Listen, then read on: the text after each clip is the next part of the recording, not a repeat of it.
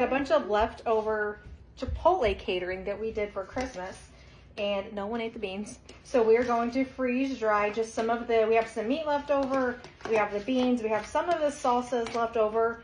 So we're gonna freeze dry it so it doesn't go bad. And maybe we can turn this into some sort of different meal. Perfect size for the small one. Don't be afraid to do the guacamole too. And don't forget about the greens. I love taking spinach and then grinding it up afterward and making a fine powder, and I throw it in my kids' meals and like spaghetti sauces, things that they will never notice, and it's extra spinach. We pulled everything out of the machine and I fully forgot to take a video. Like, we were downstairs, we were watching TV, and we just started doing it together as a family. So here is the Chipotle.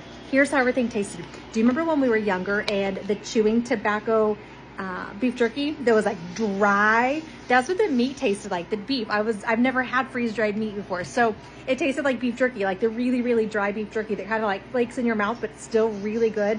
And then like kind of comes back together because of the moisture in your mouth. The beans, the beans were so good. Like, you kind of, because there was a lot of liquid in them. So like you just kind of grabbed a handful and ate it. My 5-year-old would not get out of the beans. And then, so we put the beans and the meat together because warmed up, you'll want those warm. So we put them in here and then we will just add water, and this will be a meat and bean. We did not put the guacamole in because you're not gonna want that hot.